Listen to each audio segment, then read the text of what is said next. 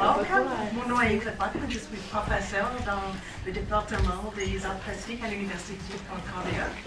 Il me fait énormément plaisir de vous accueillir ce soir dans la série d'artistes invités à conversation en contemporain, une série bimensuelle et des conférences dans le cadre du département des arts plastiques. Et j'espère vous compter parmi nous pour les prochaines conférences. My name is Ingrid Bachmann. I'm a professor in the MFA in Studio Arts department here at Concordia, and it gives me great pleasure to welcome all of you to tonight's lecture in the Conversation Contemporary Arts series, a bi-monthly series sponsored by the MFA in Studio Arts department at Concordia University, and we hope to include you in the following, hope you'll join us in the following lectures. It gives me really great pleasure to introduce Stephen Schofield, an artist whose work I've admired and known for many, many years. The materials, process, and subject of Schofield's work, sculpture, drawings, and performances, draw from laboratories, the private spaces of the home, the kitchen, the bathroom, and the garden. He has presented his work nationally and internationally, including his work at the Power Plant in Toronto, le Musée Contemporain, la Biennale de Montréal, the Musée National des Beaux-arts du Québec, and so on and so on and so on. So I will let Stephen maybe tell you about some of his other achievements. In 2012, he presented new work at the Q Foundation in New York, and he recently won the public art competition for the Quartier des Spectacles in Montreal, which will be, I think, installed in September 2014.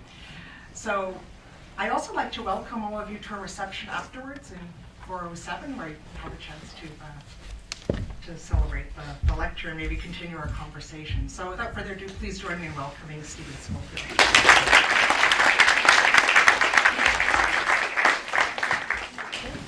Well, thank you. I'm actually quite touched by the invitation, and I decided, before I actually get to the talk, I found two images that I kind of wanted to offer back to Ingrid. Ingrid and I had taught for, well, don't worry, relax, oh my God.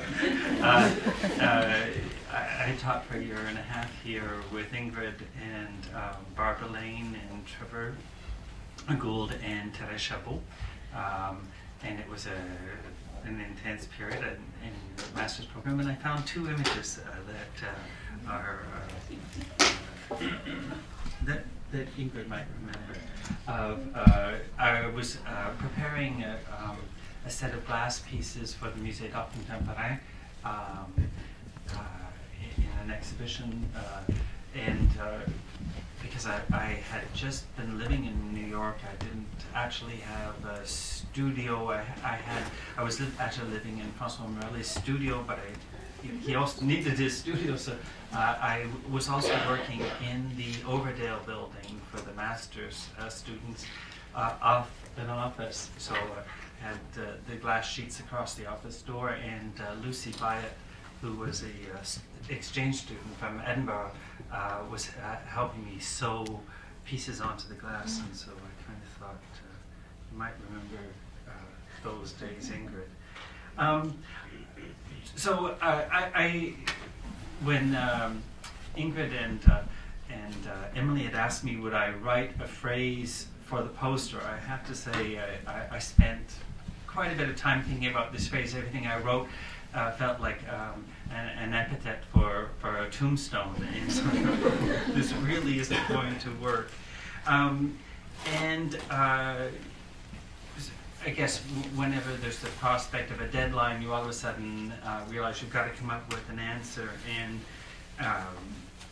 Emily had sent messages that were more and more urgent, and so finally I just wrote down, I walked a circular path from the Biddle to the Anatomical, with short trips to the mathematical, the genital, and the alchemical, keeping faith in the grammatical while avoiding the categorical, ever drawn to the diabolical. It does have a Gilbert and Sullivan overtones to it. I'm aware of that. I wanted to deal with those terms, though, because I actually did think that they do say something about the way I work and where the work comes from. So the Vidal, just in case you were wondering, you don't pronounce the C. It's there, but just ignore it. I've often really been fascinated by the materials of food, the quality of the materials of food. And it's something that I've thought about, and to a large extent I've drawn a lot of ideas for working with materials from how very simple materials in nature work. Eggs, sugar, grapes. For this particular set of images, I had done them for a project for Art Lives, which is a magazine outside of Texas, and I've been invited to do a spread for the magazine, and I wanted to talk about the difference between making grape jam and grape jelly. The difference basically is that most people make grape jelly because they don't know what to do with the skins.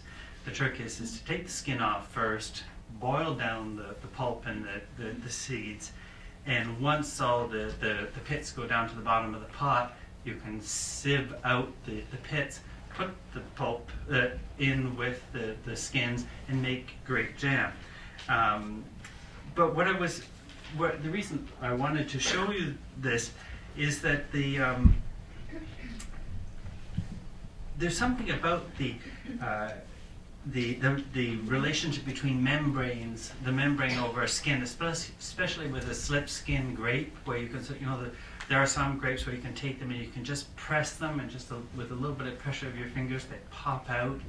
Those are called slip skins, and you still get a grape. I mean, the grape is still there. There's still a sense of a membrane. The form there, the grape pit is, the grape seed is floating inside this kind of aqueous indeterminate matter, which is constructed out of sugars, salts, and proteins. And I really find that, to a large extent, whether it's grapes or with eggs or with sugar, they're things that you see every day. They're things that we can imagine. We have a relationship, a direct relationship ourselves. And I've very often been interested in the idea of proposing work where people could imagine they could do it themselves, even if they don't necessarily do it.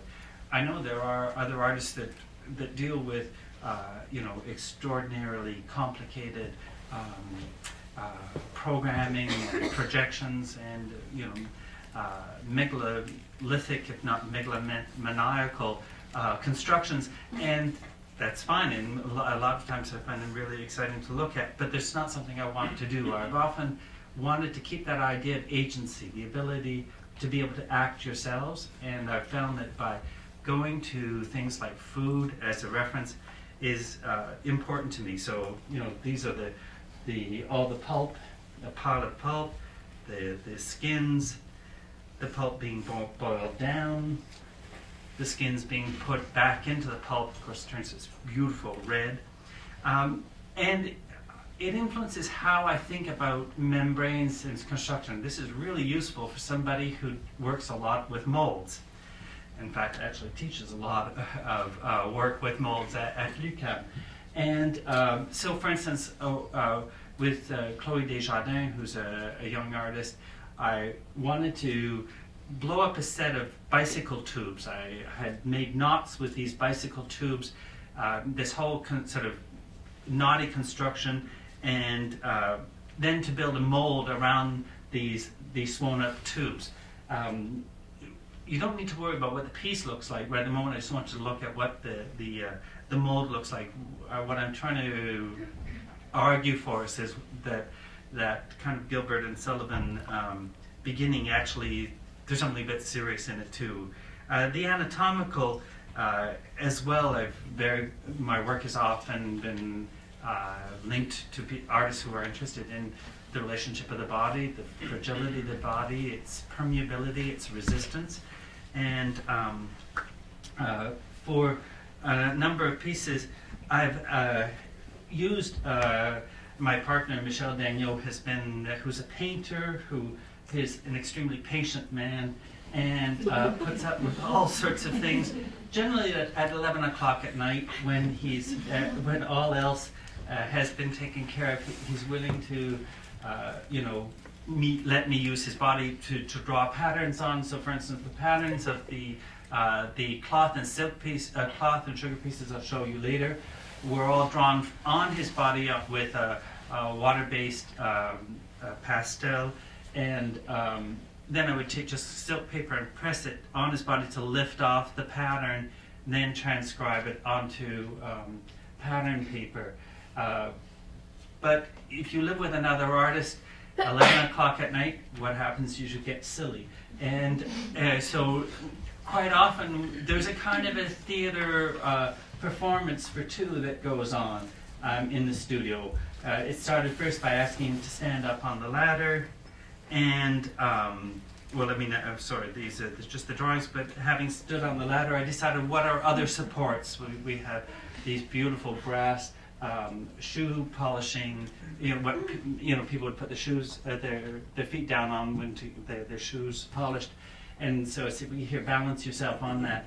But there's also this doubling up, because I mean, I've made the pattern from his body, took it off, increased the size of it, then put the prototype back on him and played with it. There's a kind of pixelated version of this where it's kind of a video where I just took lots and lots of pictures, because I'm not really very handy with video cameras, but I know how to take just a picture, and so. But I'm not going to show you that. But the piece was eventually translated into the pattern for one of the pieces I'll show you later. The mathematical, because I said side trips to the mathematical. I have often been interested in those kinds of structures that are linked to the same kinds of relationships there are, for instance, between protein, sugars, and salts in a grape. I'm interested also in the structure, the very simple geometrical structures. I was at l'UQAM. I've been working on with Laurent Pilon, who's a colleague there, on exploring new resins, how to use resins, how to use sort of heterogeneous mixes with resins, and I wanted to, because I'm maybe a little bit more rangé than Laurent, I wanted to have at least some base to work from, and so just built really simple little flexible molds out of what looks like mylar. It's not actually mylar, it's a polyester, but the great advantage is it's transparent, very polished, and resin doesn't stick to it, so you can make all sorts of molds very, very simply without you're building just a membrane, just a construction. It's sort of like an origami construction, and then filling it up. Or not filling it up. One of the things we realized working is that we could just fill one side, one edge, one axis of the piece with one color, turn it, and find a second color,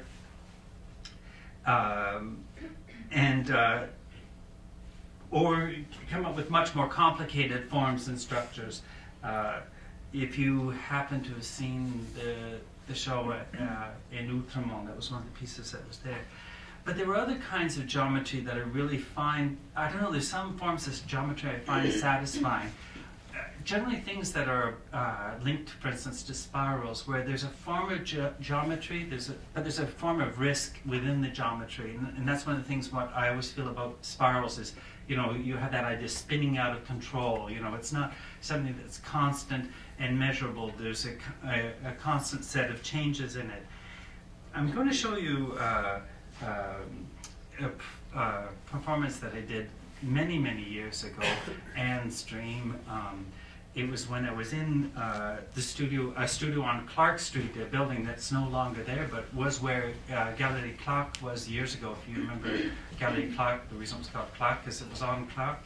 And at the time, I first went to the studio with Eva Brandel, Sorrel Cohen, Susie Lake, René Van Helm, and John Heward and John Francis were on the other side. Eventually, other people came, Landon McKenzie, when Susie left, and there was a constant flow of artists there. But in the middle of the studio, for this particular project, I had suspended a large sheet of transparent paper and tied a rope around the center column and asked my friend Anne Lyons to take a pair of scissors and just carefully cut a spiral out of the paper, and so all that you had was a constant flow of paper and the sound of scissors cutting through the paper. And at the end she comes and might be obvious by now, scissors, rock, paper. She took 2 rocks and broke the scissors apart. So I like that kind of, there's a sense of maybe violence in that geometry, but also that sense of, something losing control. The further you're going away from it, the distances change in a spiral. Sometimes you can have think about geometry, people often think about geometry only in terms of straight lines, but that's not really true. There's a whole set of kind of natural geometry that can be really intriguing. Eventually, for the Quartier de Spectacle, you'll see why I showed just that image. The genital. I've had a very direct and invested interest in the sexual imagery in art, the sexual relationships. What kind of ways do 2 bodies come together? How can they come together? This group of pieces, which I had started to do with neoprene gloves, kind of came from 2 ends of my life. I was living in New York at the time. In New York, it was just not possible even to have publicity advertising safe sex at the time of the beginning of the AIDS crisis. And Visual AIDS, which was a group of artists, had organized an exhibition and invited people to propose projects, works for an auction, which was at Paula Cooper. And I proposed 4 pieces.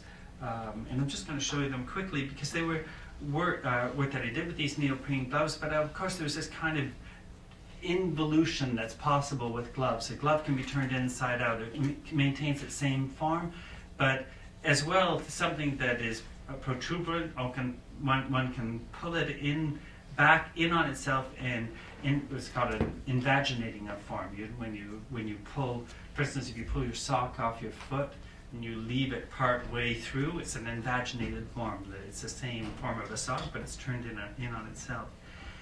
I found this immensely satisfying. This also happened to be at a time when Michelle and I were running a paint company in New York, and we were using those gloves too. We had a job where we were jeweling a door. You don't need to worry about how to jewel a door. I'll tell you about that another day if you need to know. But you need gloves to protect yourself. And so, I mean, part of it came from just, again, this wasn't necessarily 11 o'clock at night, but 4:30 in the afternoon, I was tired. I started to play with the gloves and realized how beautiful they were, how sexy they were, and I found that quite attractive. And so, and I also realized there was this immense mutability in the forms of the gloves. What it could suggest in terms of orifices, and I've always found that was just one of the most lovely things about the human body. It's just full of orifices.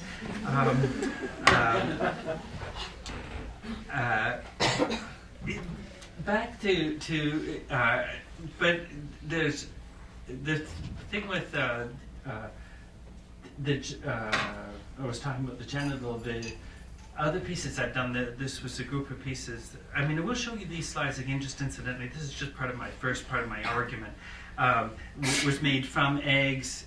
I put them in a plastic bag, pulled the air out, made a mold around it, released the pressure, took the eggs out, and then filled the interstices of the bag with in this case, with cement fondue. Cement fondue has a high degree of fidelity to the surface that it's cast in, so it took the form of the eggs, but it also took the form of the plastic as it's negotiating air pressure and the resistance of the eggs. Incidentally, they were hard-boiled eggs. I had the first time I did this, and again, I have to say this is terrible. It was at Francois' studio one more time, and the first time I hadn't thought of hard-boiling the eggs, and they just went right in the vacuum cleaner, right out the vacuum cleaner. I had a terrible time cleaning that up, but anyhow, alchemical. What's the difference between the victual and the alchemical? Well, to a certain extent, the victual in my mind is nature's food when it's not been processed. Alchemical, the stories about alchemistry always seem to involve fire. They always involve state change. It always seems to require burning something to change lead into gold or whatever. And I think I've stretched a bit the sense of alchemical, but I wanted to talk about alchemical because I've had a long relationship with clay. I think that, in fact, almost all my work, I think of it through the experience I've had with clay. Partly because when clay is at the same time a mass, a cold mass for the most part, of wet clay, at the same time it's something that I often think of as being constructed from the inside out. When I work with clay, whether it's figuratively or when I work with making utilitarian objects, I generally work from the inside out. I like the idea of cajoling the clay, sort of teasing the membrane into its form. Even with this piece, for instance, which was not quite the same thing, what I had done was I had bought some fright wigs on Sainte Catherine and soaked them in clay slip, and then just carefully brushed all the little curls and the folds and the twists in it, and then worked the body of the piece from the inside out again, so that I wanted it to be a kind of excessive kind of form. But one of the key issues I guess I wanted to say is that clay can go from being cold and wet and flexible and or even just plain sort of a mute, dull mass into something quite precise through fire. And in a parallel way, I've often worked with sugar. I'd mentioned sugar before. With cloth, I'd realized at one point that sugar really works as an amazing stiffener of cloth. Over the years, for a number of years, I only did very small pieces, generally silk, because I found at first that the sugar and the silk worked quite well. I could boil up sugar water, soak the cloth in, and then just use the air pressure to create the form. Again, it's just that alchemical idea that something that is a crystal, the change in the crystal, the construction of a crystal they're again conceivable. Every one of us sort of probably knows about leaving a spoon with sugar on it on the kitchen table, not thinking of taking it off and coming back after a long weekend and finding the whole thing is stuck on the table. And so in terms of that kind of idea of alchemistry, whether it's clay, whether it's the sugar and the cloth, or even cement, the kinds of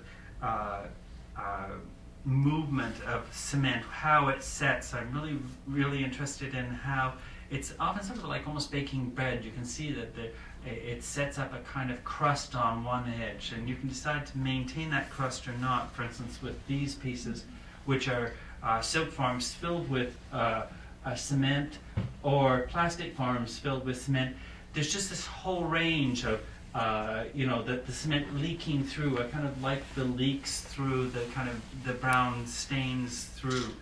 More recently, I've looked at the same questions in terms of resins, again with Laurent Pilon at l'UQAM, with these hood form pieces that they're not finished. I'm showing you, for the most part, maquettes. But how can you get that kind of transition, that kind of indeterminate matter. With the Diabolical, when I've been looking at the relationship, for instance, I talked about the sexual relationship between two people, but even our interpersonal relationships, I've often felt that one of the things that we need, that I've wanted to always recognize, is that conflict is a standard. There's always going to be conflict, and it's not necessarily a disaster if there's a certain degree of tension. The question is how well you negotiate it. But you don't have to necessarily. I mention this because we're in a university where there's often a huge need for everybody to feel good about each other, and it's a lovely thing to feel good about each other, but it's also possible to disagree with people and still deal with them cordially. You can just say, no, I don't agree, that's just not it, or I really don't agree, but still we can work together. Anyhow, there's a kind of sense of how life is that I don't consider myself a cynical person, but I do think that there's a form of aggression that one needs to recognize, and a kind of sense of horror, maybe diabolical. I was pushing the envelope a bit by using the word diabolical, but for instance, the image of a dead cat on a gravel road, a piece that I showed at Clark, it's one of the few times that I've used a lot of anything. I don't know. You'll see throughout my work that I very seldom worked with accumulated objects, but this is maybe one time the safety pins. They were soldered together.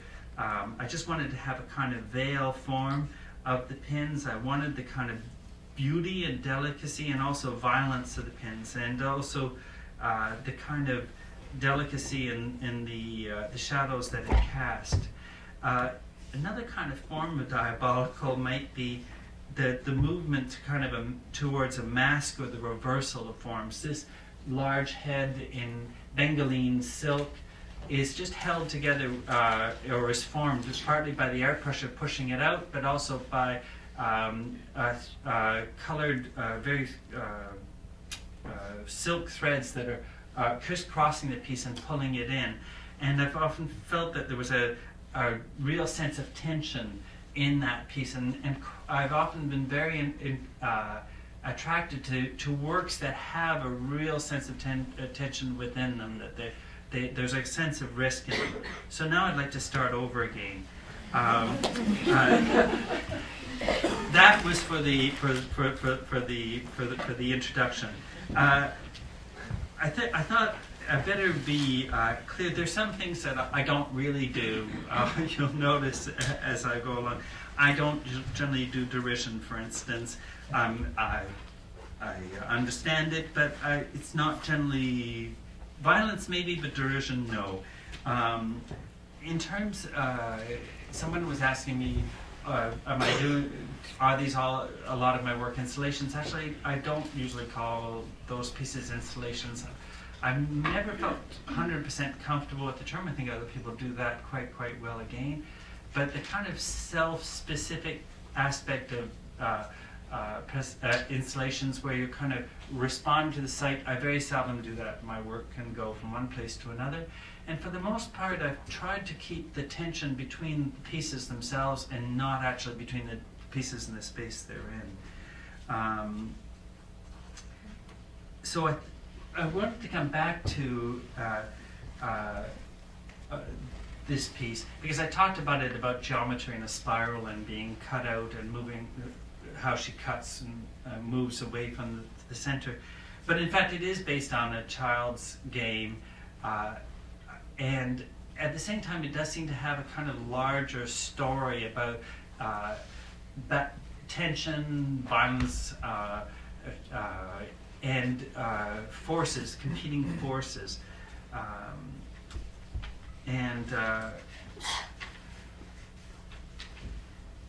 It's probably not also separate from the fact that Anne Lyons, who was the person I asked to do it, was a very close friend of mine. It was a very, we had a long history together, and I generally don't find myself in my own performances, if I can call them performances. I'm actually not 100% sure that's what I actually do.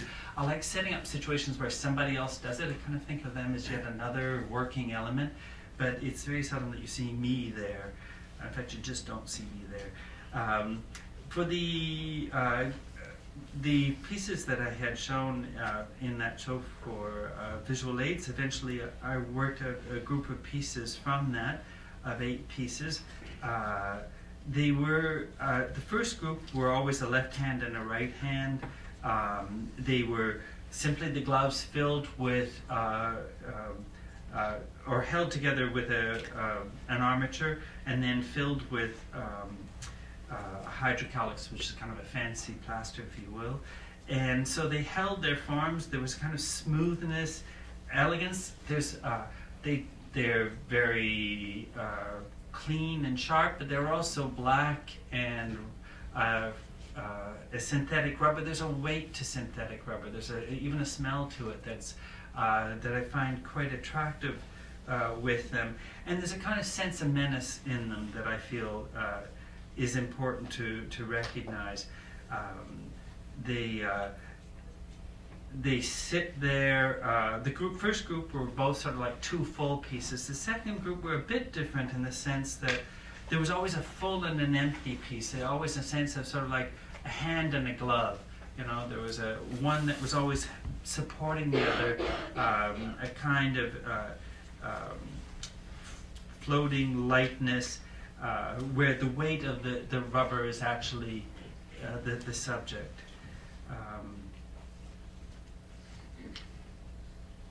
Following those pieces, I had also thought more about how far can you push that tension. I mean, setting up a situation where things are at risk.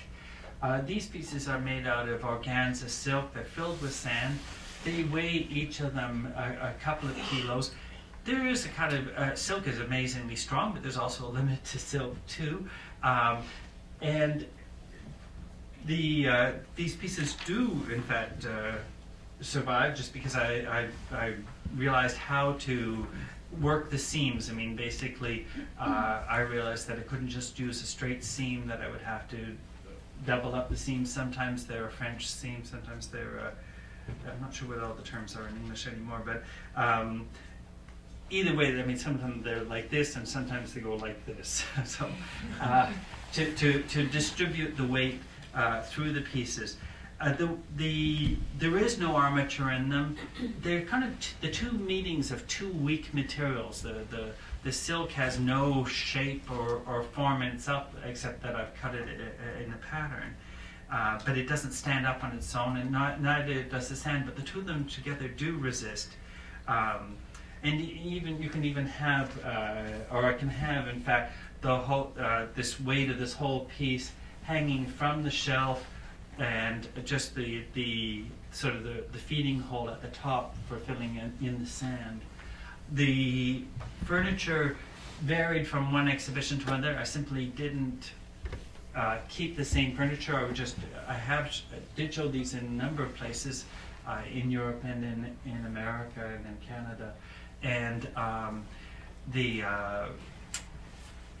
I would simply ship the little bags and a little envelope, pick up the sand and wherever I was going to be, and then went out looking for furniture. For instance, this one has gone on different pieces, but I've always been able to find something that had a kind of arm-like shape in the furniture, and then just pulled the arm. I mean, basically, it's full of sand, but if I lift it and pull it and sort of stroke it into form, it holds its form. So there's a kind of, that's what I was trying to say when I was talking earlier about that kind of tension within the piece, the sense of risk. The same thing with the piece that's in the middle here. You have to sort of pull it forward. It means a constant caring for it. It's a little bit like a garden. You can't just sort of leave it there. And thank goodness those pieces were purchased by the National Gallery, who has a whole team of people who are quite willing to sort of cajole and nudge the pieces into place, and that's really good. If I'd really thought about the whole thing, I might might not have done it, but anyhow, it's done now. This question of sort of weight that was in those pieces with the sand, and the kind of weight that was in the gloves with the plaster, I had a real need to kind of set something up in contradistinction to those very heavy pieces, and it's when I first started using the sugar and the silk pieces and bringing them together. So this is at the CREDAC in Paris. There's a number of these pieces, as I said, where I had just got these large plastic bags, filled them with eggs, hard-boiled eggs, pulled the air out. I would form the piece once I decided that I was happy with the shape of it, with this vacuum cleaner running constantly, holding the pressure, keeping the plastic around the eggs. Because there's no shape to the eggs on a whole group of eggs. They don't have shape on their own. They just have the shape that's given them by the pressure of the vacuum cleaner pulling on them. Made the mold and then cast most of them just with cement, but some of them, for instance this one here, I'd also made these clay eggs that I'd glazed kind of great Aunt Thelma blues of, that I would think of, for a teacup or something, and filled those in with the eggs. And so all of them have a real sense of weight.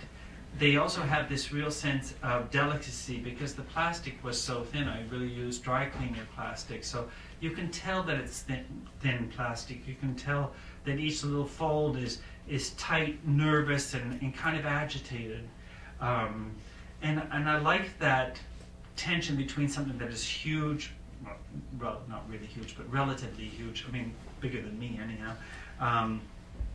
And these delicate folds and twists and of a plastic surface. I also showed some of these pieces in Valenciennes in the north of France, and showed for the first time the glass piece here, which was the piece that you had seen earlier when I was doing here at Concordia.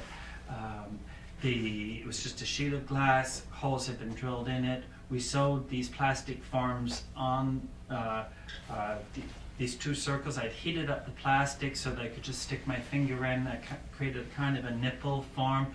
I called it Agathe for Saint Agathe. If you know the painting by Zurbaran of Saint Agathe holding in her hand what looked like two pastries, and they're not pastries. They're her breasts. It was the martyrdom of Saint Agathe. The other pieces, in fact, all the glass pieces are named after saints.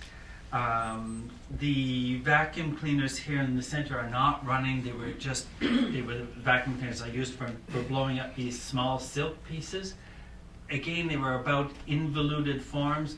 The red one is just a little boy's jacket where I sewed the lining, I sewed the jacket, but I didn't attach the lining to the jacket at this line here. So consequently, when the air pressure went, it pulled the arms out, the lining of the arms out, popped them out, which is the red here, and the other part goes out the back there. So I started to realize that I could also play with the limits of things. For instance, not sew the whole shirt.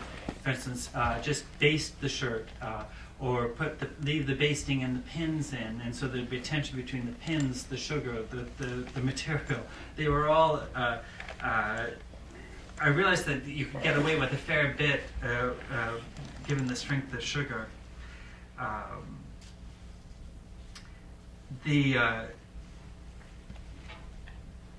The question of, I was also interested in what kind of quality of sugar. I mean, this seems kind of an odd thing, but you can make the sugar disappear, you can make it sit on the surface. I'm showing you this slide because it's particularly clear that the sugar can sit and sort of crystallize on the surface if you charge it with too much sugar, or if you decide to sort of rework the piece afterwards. Again here, there's a kind of crust on it. but you can also pull back. One of the things, though, that I wasn't able to do for the longest time was to do large pieces. I couldn't figure out how to do heavier materials than Dupioni silk. For some reason, I seemed to always get stuck there. And I kept thinking, well, I got to add more and more sugar, so I try heavier and heavier materials and try and make the syrup heavier. And in fact, that turned out not to be the answer. The answer turned out to be exactly the opposite, which was to reduce the syrup, reduce the density of the syrup, so that there was actually less sugar in it, because it didn't need as much sugar. Because in fact, the heavier materials are woven, so that there's more fibers going in different directions. So that in fact, it was the opposite of what I thought it was going to be. But in a way, I was actually quite, although I wish I'd figured it out sooner, I was really attracted by that realization that there's, how can I say this, there is a kind of intelligence in materials, and I'm very interested in that kind of intelligence of materials. Here's the Saint-Agathe piece that was shown. This was this is in Vassivère.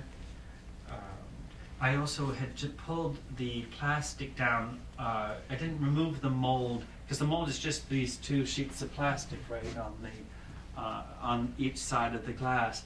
On the one side, I didn't remove it at all, and on the other side, I just cut it back and let it hang down. So it's just a bit of plastic hanging down that's a bit dirty, and I don't want it to be cleaned. I want it to stay there. I like that the kind of elegance, but also the kind of smut to it. I don't know whether it's more visible here. You can see that there's just the traces of the cement fondue that's left over. It is, I don't know if I mentioned this, it's cement fondue, which is just a lovely material to work with. This is the large egg piece. And these are just close-ups of the same pieces. For those of you who work in ceramics, you may recognize when you, a lot of times with clay, people think of clay as something that you model and work directly, but also it's also something that you can cast. Clay needs to be cast in a plaster that's relatively a weak plaster. Sulo, or plaster that's not. It has more water in it when you mix it than when you use a regular plaster, and it's so that it'll absorb the water of the clay slip. And I've always thought they were so beautiful. Like when you pour the clay slip into a mold, and then there's this sort of thing where the clay slip bubbles up over the edge, and it makes this lovely sort of chocolatey, or generally chocolatey, it might be vanilla-y if it's a white slip, but anyhow, it makes this lovely kind of lip on the edge. And so this piece in the front is just basically a gigantic mold where I just poured in the clay slips, and so it has this kind of city structure to it in the plaster, and then I just presented the piece with the clay sitting up on the edges. Again, it was something that I just found, it confirmed something I felt about life, that that something could be very pristine, but also that it would have this kind of, these little, in this case, kind of chocolate traces. And again, the same group of pieces.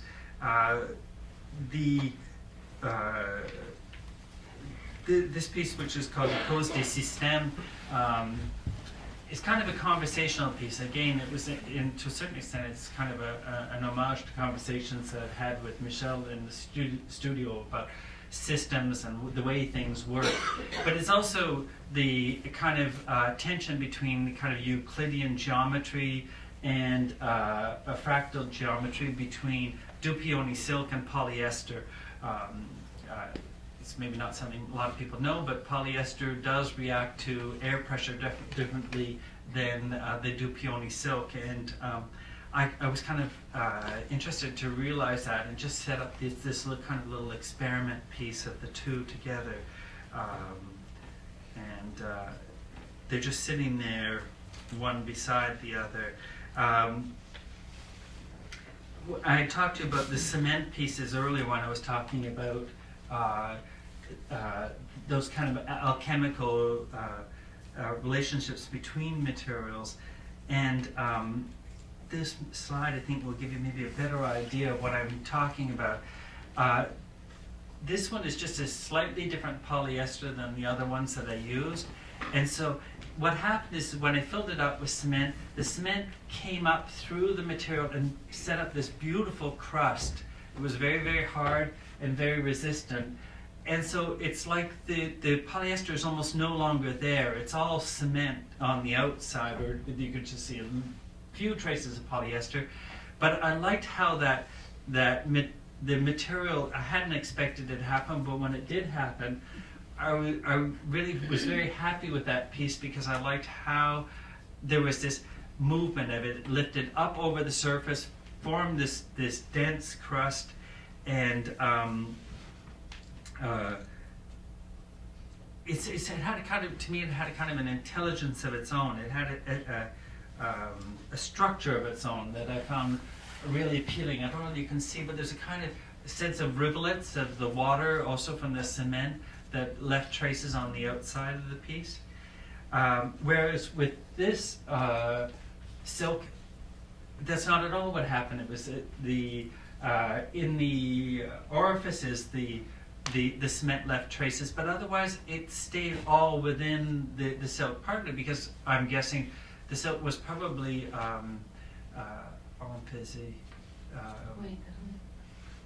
Weighted, yeah. No, empesé is starched. Starched. Starched. It was probably starched.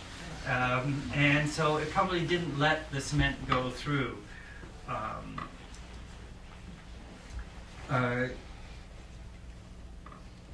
I kind of, with these pieces, I wanted to get back to kind of the anatomical, meeting a little bit the genital. I had already a show in progress at Optica. This is the space at Optica, and actually I got very, very ill. I had a dissected carotid artery, to be more precise. It was really something that really hurts like hell, and you're not in good condition. So I had done 2 large pieces, but I hadn't planned on a third large piece, which I just couldn't handle. And I also wanted to get back to making things that weren't necessarily really big and complicated. And so I started working on these small figures.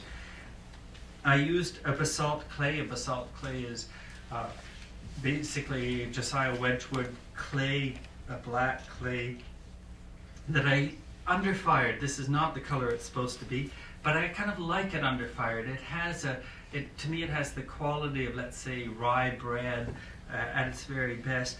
And I felt that it was really, even though that's not really quite the color of my skin, I felt that it had the feeling of skin. It had that kind of differentiated surface of skin, where the salts, for instance, come up through the clay. It's a clay that's very sensitive to any soluble salts when you're working with it, and so when it's fired at its to its maturity, it gets a nice deep black color and almost kind of a sheen to it. But when it's underfired, as it is here, you get this kind of odd sense of almost like the bloom on top of chocolates that have been put in the refrigerator. The question of membranes, of course, is the same thing with the underwear on his head. It is a membrane. It's something you can play with. I think playing with was probably a theme that I hadn't quite recognized with the piece when I did it, but certainly they are. It's kind of embarrassing to say, but they are a portrait of my adolescence. I just was amazed at the potential of clothing to keep me amused, and my own potential to keep myself amused. It was just an unbelievable store of things to consider. And I had kind of as a partner while I was working on this, a cat was living in our house. We had, Francine Degenet was living actually at our place, and her cat Anonymous spent the most inordinate amount of time cleaning itself, and I thought there was this kind of self-possession that I also found quite appealing. So there were a whole group of pieces of Anonyma cleaning herself. The pieces that actually I had, this was one piece that I had proposed for, which I did show at Optica, but my original idea had been 3 swing sets. And as I said, I had done 2, I didn't do the third because I had this dissected carotid artery, but I did show this piece. This was one of them, it was a swing past progressive. My dad had made us a swing set when I was a kid. I have to say, when I was a kid, I don't actually remember when I did learn how to weld, because I learned quite early how to weld, and we didn't have like a store-bought swing set. We had one that my father had welded together with recuperated pipes, and my sisters and I would build sort of like snow structures on top of the swing set, and I also remember that in the winter with the wind blowing, that it would actually freeze, the water would freeze and the swing would freeze, and it wouldn't be hanging down, it would be freezing on a slight angle. And again, that kind of potential of water to hold a structure, that kind of alchemical appeal, I decided to work on. So these are the somewhat exaggerated versions of what the swing did or didn't do. These photographs are not at Optica. That floor is beautiful and it belongs to the Musée Contemporain. But at the time it was shown at Optica. And then I couldn't resist this kind of little nipple construction. But I very much like the empty space. For me, I worked quite a lot at figuring out how to keep that, here, I'll just show you, maybe it's more clear here, that empty part. I wanted to dip down and come back up again. I just wanted that all the tension to be there. The second swing was this one, which is not a terribly good image, and took out the other 2 images because I realized that I had accidentally scanned them at the wrong level, so you can't see them. But they are. It's just it's cast colored hydrocal where I had just drilled. Actually, I didn't. Diane Morin did. Drilled hundreds and hundreds of little holes in the PVC tubes that I used as a mold, and then we just wiped one color of hydrocal in it, then another color on top of it, and again I wanted to have a kind of empty space, and I mean it's just a lot of technical problems to come up with something where it's empty and intention but also straight, but it can be done. After that, I will just show you really quickly some pieces that I had done in Toronto Sculpture Garden, because I wanted to get to a group of pieces that I showed here in Montreal in front of the on l'Île Sainte-Hélène. They were for an exhibition artifact. They were in clay.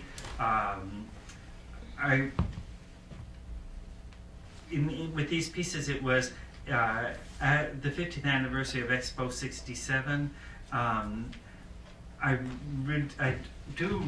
That really wasn't a remarkable experience.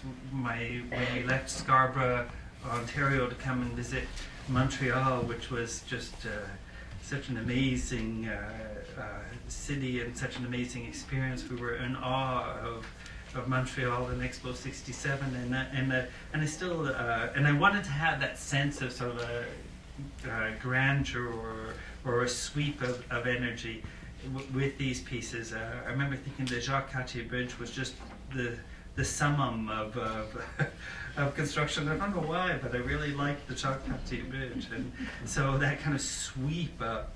And I was also very attracted to the subway. You know, I mean, Toronto has a lovely subway, but it's just the colors weren't at all the same thing when I came and I saw the Peel subway. I thought it was just beyond all belief.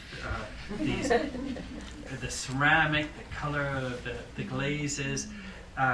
Truly, this may sound odd to you because you probably look at it and think it's very désuet. It's very old-fashioned, but it still actually really touches me. I look at those glazed panels and I'm quite attracted to them. Again, I showed you this image in terms of alchemistry. This is just a cement fondue disc. Again, I had just made it by taking a sheet of plastic, scoring the plastic on one side, a circle on one side, a circle on the other, and reversing the circles, and then just folding them. And again, a little bit like origami, casting it with the cement. But what I did is I then cast a membrane behind it so that I had blocked air passages in all the cement pieces, so that it would be cement that floats. Of course, cement floats. But I mean, our first thought is that cement doesn't float. But I mean, boats are made out of steel and they float too. You just need to capture the air for them to stay in place. Back to the cat, dead cat on the gravel road. I guess the questions of for me that was interesting for these pieces is how something can be just a veil. How can it can be a veil is kind of like a membrane, but it's just sitting on the edge. It's almost not a form. It's only half of a cat. Part of the reason we read it as a form is because of the shadows, but it's all open on the underneath part. I like that idea of just getting sort of the liminal cat, and also hoping that the shadows are going to work just fine, and then they work reasonably well. A second piece I did was a kind of a cat fight, and I have to say that with this one the shadows didn't work as well. I moved it into the center of the room. I really liked how I liked the base a lot. I like lifting it up. I'm not convinced that it worked as well, just because I didn't have a wall to work it against. So sometimes it's interesting to see what happens when it doesn't work too. I haven't always worked on images myself, although I do have to say that I'm a willing model when Michelle is not. But every once in a while I've worked from images of my youth. My sister Anne is somebody that I find easy to remember. I remember her gestures quite well, and so she's often been a subject, but also guys I went to high school with. I have these memories that are so precise about gestures, about arms hanging down, and it's just amazing. It's just been etched in my mind. So I decided to present a number of these pieces with these cats. Again, they were a bit different. These cats were made out of porcelain, much like the other one that I showed you. I soaked fright wigs in clay slip. Although these ones are a bit different in the sense that I had modeled the cats and then added the fright wigs on top of the clay, which is different than the red one where I had showed you where I had actually worked the fur from the inside out. I think you can feel the difference. I don't know whether you can tell, but the forms are different. This one, you can feel it kind of been placed. With this piece, I mean, as I said, I was quite amazed at the potential of clothing to keep me amused, but even basement floors in the summer, I would go down and take my clothes off and press my body against the cold floor. I mean, probably because it was excessively hot in Scarborough. And it was an excuse to take my clothes off, I guess. I don't know. But it wasn't necessarily that I was up to really no good, but just I know that I would do things like lift one leg and just feel what one leg felt like. Now that is actually a very simple thing for somebody to do. It's not necessarily simple to do in clay. How to get one long leg holding up, I don't know if you can see, but the second leg, the one further away from you, is not touching the glass sheet. It actually required a lot of fiddling to do. There's a kind of armature running down the middle of the leg so that it would hold up. And obviously we constructed with this same clay, we covered the same clay with tissue so that it would shrink at the same rate as the piece would shrink during the firing, so that there wouldn't be a tension between the two of them. So he has just one leg lifted, and I wanted it to be very simple, just one leg lifted, and then this kind of odd gesture of having his hands on his shoulders. Also, you know, the relationship of the toilet. You know, it's often the images in art history of women taking a bath, but I was interested in an image of myself, you know, washing myself. And of course, I mean, you know, I did have to decide he was going to be washing his butt. But I kind of liked the double thing of, yes, he's washing himself, it's a tail. He was actually kind of a double self-portrait. There was a guy I went to school with, Brian, who had red hair, and I was always amazed because his skin was sort of the same kind of reddish tone as his hair. It was sort of like he was more naked than most people were naked, you know, like, because it was kind of like I had this feeling that, you know, his hair was almost like translucent, and so he was kind of the source for that. And this piece is again a bit different. It's actually a portrait of my dad, who's a very sweet man, a very loving man, but I didn't want to have him holding a child, but I wanted some sort of sense of paternity, that sense of, you know, what he must feel as a father. And so I just made these silk balloons for him to be holding. I wanted them to be beautiful, but I didn't want him to have a baby, or it was funny, there was maybe 10 or 15 years ago, there were a whole lot of ads of young guys holding babies. There was a time when you just couldn't see, they were everywhere. And I'm sure it had something to do with new images of masculinity, and I'm not too sure what it was, but I think that also was something that was behind my thinking. This is actually a good example of the basalt clay fired to maturity. I remember saying to you that when it's fired to maturity, it gets this kind of sheen to it, and it's much, much darker. This was another guy I went to high school with, Charles White. He was black, and his name was Charles White, that was perfect, because we also had a Doug Black, who turned out that he was white. So we had Doug Black and Charles White. But he was tall, and he had the most extravagant gestures, and I mean, really, with his hands and everything. But nobody would say anything, because I mean, we were just terrorized at him. He was just really impressive. Because he was from the States, we were from Scarborough, you know. He obviously knew what was going on, and so we're just like, sure, fine. But yeah.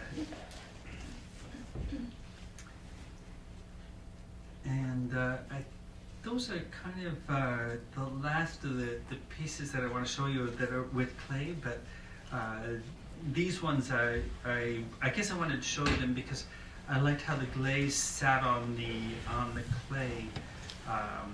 I wanted it to just break slightly. It's the same dark basalt body. It's just a white glaze, a shiny glaze, but applied very thinly. And I wanted it to just be sort of that kind of sense of a membrane being translucent or permeable. I'll just show you a couple of other images of some public art pieces, and then I just will. This was an installation that I did for l'École de Bois-Franc in Ville-Saint-Laurent. It's a group of 14 children cast in 2 colors of hydrocal. They basically, it was just a really simple thing. I took the same mold, cast the piece twice with 2 different colors of hydrocal, and just turned the position of the bodies so that they're in different positions. I've always been interested in that piece by Rodin called The Shades. I don't know if you know it. It's sort of 3 women moving in towards the center. It wasn't until 1971 that somebody, Elgin, who's an art historian, realized that in fact they were actually all the same figure. It was just because they were sitting on one leg, a different leg, that people didn't. They always thought they were 3 separate figures, but it was just the same figure, just moved in different positions.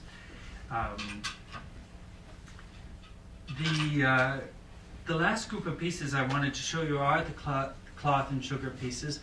As I said, when I finally realized that I had to had to reduce the amount of sugar in the syrup to do large pieces, I decided to work from cloth that I got from Michel's mum's house.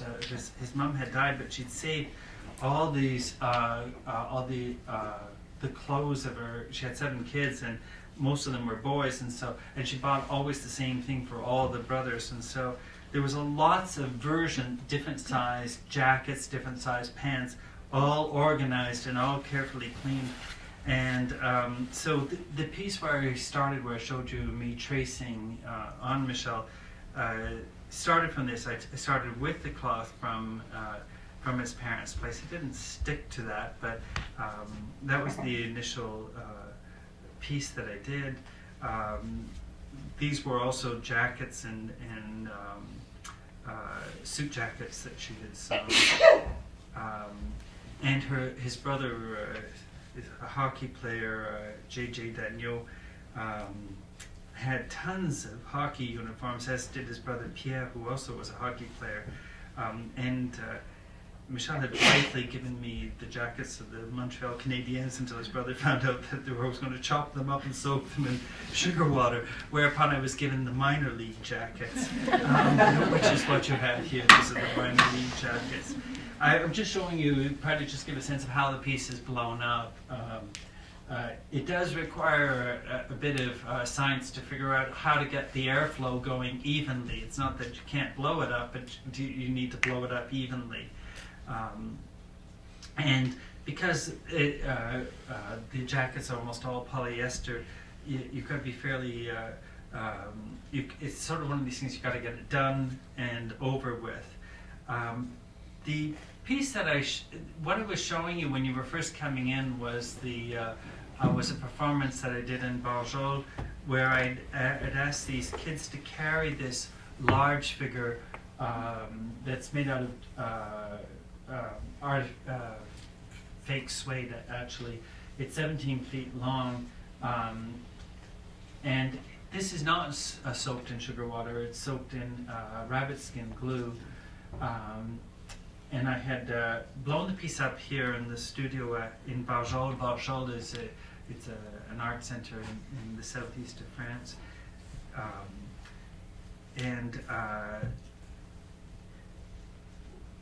To do the piece, it's all soaked in the rabbit skin glue. The panel in there's a plastic panel that I use in order to have a place for the children to carry the piece, and so the plastic is removed once the piece is completely set. There's an image that I just put in here to. This is a different piece in our house in Saint-Amand-de-Verre in France, but the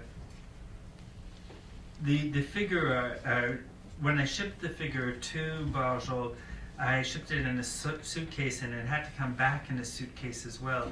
And so I made a little figure of him in. See what drawing I'm showing you. It's just a small figure of him. I drew the front and the back of him, glued them together, and then showed the people in Barjol how to fold him up so that he would fit into the suitcase. And but of course here he's now out of the suitcase. He's blown up and suspended. And here we're lifting him down from the studio for the performance. And what you saw was the black and white version. I'm now giving you the version in color. What I did is I asked the kids to carry him through Barjol. It's a city that has lots of fountains, and I wanted them to, and so I made for them various hats and masks and gloves. And they were all, the hats and the gloves were made with sugar, but he was made with rabbit skin glue.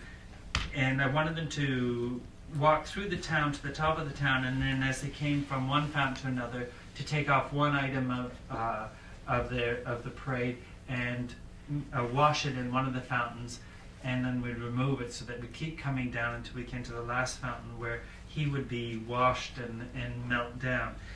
Now, we had done it twice. The first time we did it, we had quite a range of small children. I had this image of sort of children carrying this large figure through the town, but when they were told finally that I was going to film it, only the girls showed up.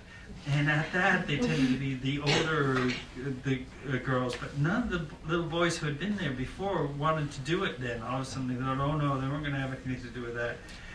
So it kind of took on a different feeling, because I mean, they were a significantly older group, sort of young, sort of pre-adolescent girls. But it did have a different feeling, and I was kind of interested. This girl was really quite interested that she decided to wear a T-shirt with a skull on the front of it. But there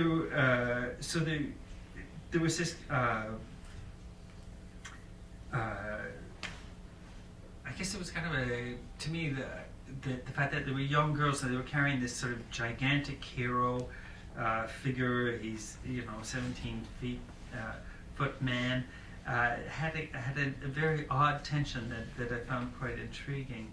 When they came to the end, the largest fountain, then they gradually lowered the piece into the fountain and just slowly washed him till he softened and melted, and we just ended the performance there. The last pieces I just want to show you are the last group of pieces that I've been working on are of heads. Again, sort of those involuted forms, a bit like the gloves, the idea of forms coming in on themselves. This fabric is a fabric that is woven green on the outside and pink on the inside, so that when you make a seam, the seam is green. It's a green line on the pink. The mouth is green, as you can see here. I'll just show you. When if the throat accidentally one time popped out of its moorings, as it were, and became sort of like a gigantic tongue, but it was really supposed to go the other way. So what I did is I blew it up one direction, and then I take the vacuum cleaner and blow it up the other. So that I kind of like, also there's this equivalency, you can change the direction of the air and the tension on the piece. Back to the Bengaline silk, what I was saying to you earlier was that it's formed partly by the pressure of the air pushing outwards. It's an extremely thin silk. It's kind of woven like a corduroy. And I just found this tail end of a bolt, and it's just sort of like, I don't know, it's sort of like Melba toast, sort of dry, crackly kind of silk. It's hard to really describe. But what I had wanted to do was just to form the face by using pulling on these cords and tying it to the buttons, so that it would pull and there'd be this tension. It's not that easy to see in the slide, but you can sort of see that there are cords holding the piece together. And the last piece I want to show you is Sailor's Delight. It's what we used for the poster. It's again a piece that there's a question of sort of material in it, in the sense that I used it's broadcloth with a kind of chintz pattern on it that Michelle's mum had used for covering a sofa and pillowcases. And what I liked was the opposite side, the wrong side of the material. I liked kind of how the pattern was softened and the colors were softened by that. So I sewed the piece with the inside of the print on the outside. It's broadcloth, so a huge amount of air was coming through it. So it was something that I had to sort of keep soaking over and over again. The arms are threaded through the body and sort of leap out through the chest. I kind of like there's an ambiguity between the kind of a prayer position of hands in prayer and a kind of something transpiercing the breast. Anyhow, it's the piece that I decided to end the talk at. So there you have it. That's it.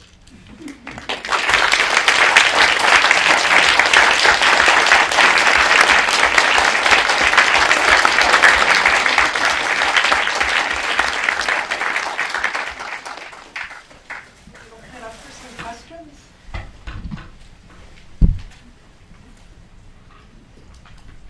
Sure.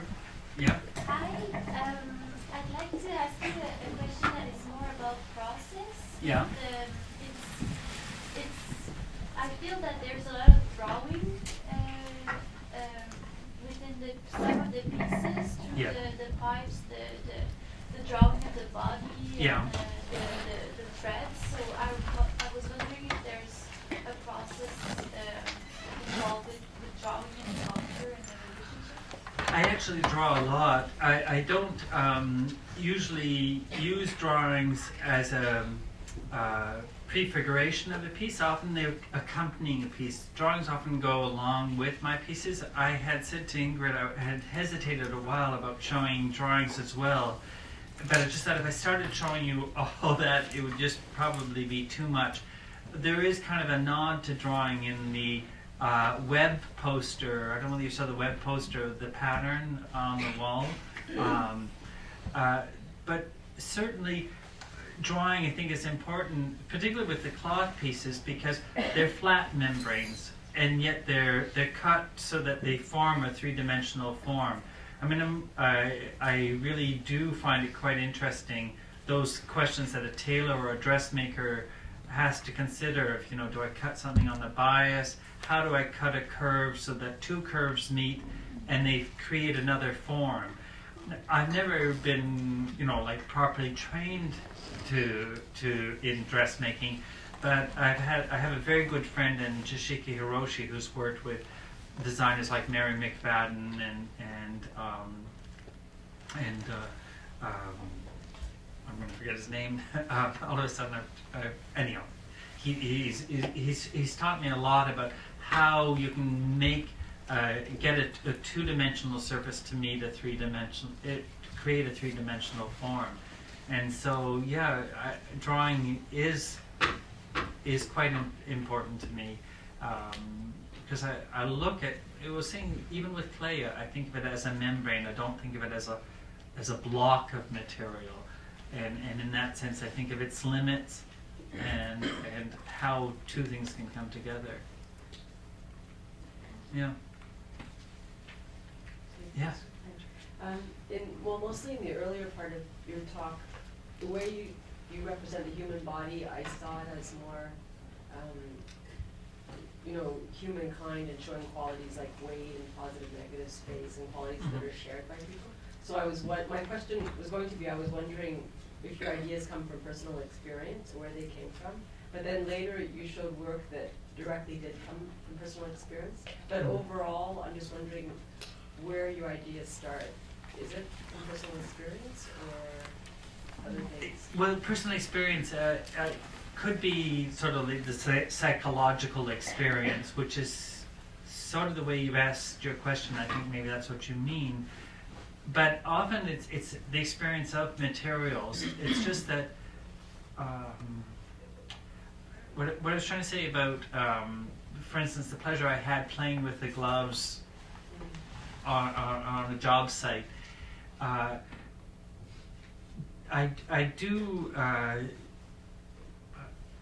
do project to a certain extent a kind of ethical quality to the relationships between parts, or the ability of a weak material to resist a strong material. I think I've often talked about the idea of risk in materials, or risk in work. It's because I do think that it relates to a larger experience I've had of life, that Antonio Guzman once wrote about my work, talking about how he found that it constantly refers to the conditional tense, si je peux le dire ainsi, if I could say it this way, if I could say it that way. He sees them almost as a series of propositions. And I think probably the most important element is that kind of experience, but not necessarily I was in a place and something happened. It's not necessarily that kind of experience, but much more of my experience of materials confirms a vision I have of life. I think that's as close as a coherent answer as I could come up with. Yeah? Just had a question, partially regarding, I guess, a conceptual framework in relationship to the materials that you're using. Yeah. I was wondering what part perhaps art historical referencing, such as, I was looking at the fact that you're using rabbit skin glue or you're using these kind of sugar. Mm-hmm. For me, it reminded me a lot of the kind of Spanish Baroque, the sculptures where they're using the really stiffened fabrics in sculptures, the wood sculptures. Mm-hmm. And then I also, looking at this final slide, slides that you showed of the kind of procession. Mm-hmm. So I was kind of interested in this relationship that I see regarding. I love art history. Actually, I really, really love looking at art. I don't think I don't know whether any of you went to the talk of Georges Duberman at l'UQAM last week. Did anyone go? Incidentally, it was a fabulous talk. He talked about a series of letters between Godard and Pasolini, and this is terrible. Now I'm going to try and explain to you what a very brilliant man this said, but I'll try and say it quickly. Godard and Pasolini both are filmmakers. At the same time, they have a correspondence. They kind of like what each other are doing, but they're critical of each other. In fact, they're downright nasty when it comes down to it, but it's really very entertaining letters. And Godard was always working on this idea that film was a new language, and it had to break with all previous language, and it had to cut all bounds and always push the language of cinema forward. His great criticism of Pasolini was that Pasolini would keep looking back to history, and he would use the Gospel of St. Matthew, he would use the Decameron, he would use the Arabian Nights, and he found this to be, conservative to the extreme. I have to say I have a great deal of sympathy for Pasolini, because I think, why shouldn't it be ours? Why should that not belong to us? When maybe a different way of I just thought of another thing I can tell you that relates to your question. It's a good question. I was teaching, I only taught about 3 courses at a school called Hofstra, District 65 in New York. For the most part, the students are from District 65, this is AFL-CIO union. And Hofstra is not actually a university, it's normally in New York City, but this was their outreach because it was an excessively white university in Long Island, and they wanted to kind of work out their numbers, and so they opened up something where they could have, all of a sudden have a lot of Black and Puerto Rican students basically in their school. And I was teaching, and I was, there was a show of Canova at the Met, and there's Pauline Borghese, the first time in America. Pauline Borghese, I don't really know this sculpture, but it's a very white marble. Pauline Borghese, sort of stretched out like Madame Camille to a certain extent. And, so I said, white marble, Eurocentric, I came up with something that I thought was the right thing to say to my students, except when we went to visit it, they said, well, wow, I love that marble. Like, why shouldn't we love that marble? It's a material. And it was a revelation to me. I thought, it's right. There are connotations to materials, but we don't necessarily, we can reread history. We can take out what we want from it. I mean, I used the word agency before, and I don't see history as something that happened by somebody else, or I do feel that I'm an agent. I can decide that I will draw out from European history or Japanese art history or Indian or African art, whatever, and I would expect the same thing. I think we can afford it ourselves, and we can afford others that ability to act, to be an agent with art history. So yeah, actually, I really do look at art history. I don't see it as something that I want to cut myself off from, and I don't feel it's a weight either. I don't think it has to be. Are those letters published? The Pasolini? Yes. Yeah. Well, yeah, they were published in two cinema journals. I mean, they were published. Just that Georges Duhamel decided to actually analyze them, and I mean, it was just an excellent conference. Yeah. Any other questions? Actually, I had a question. Yeah. The last thing you said led really well into it. I was wondering if you think about your work as being political. Like, does it come from that place at all for you? I know that anybody else can read anything into anything, but for you personally. Well, I mean, I would say for the most part, no. I think of myself as a political person, but I don't feel the obligation to be efficient about it. I mean, I think sometimes, if I have to say that there's something that kind of drives me crazy about Canadian thinking at times, is this idea of being efficient about everything, and sort of like if I have a political position, I better get it into my work. I'm just a very inefficient political creature, and so I'm really involved. I mean, I can get quite involved in different things, but not. I just don't necessarily pull the two of them together. I didn't mean that to be like a leading question. I was but genuinely wondering. That's fine. I think I think that. There are ways my work obviously must resonate politically. If I've talked about conflict the way I've talked about conflict, or I've talked about resistance or weak materials, but that's not, my politics will tend to be much more into distributing postcards for a cause, or writing members of parliament, or my time carrying posters, for various causes. But I sort of, in my case, I see this as something else. I'm not efficient about it. Any others? Well, thank you so much. And,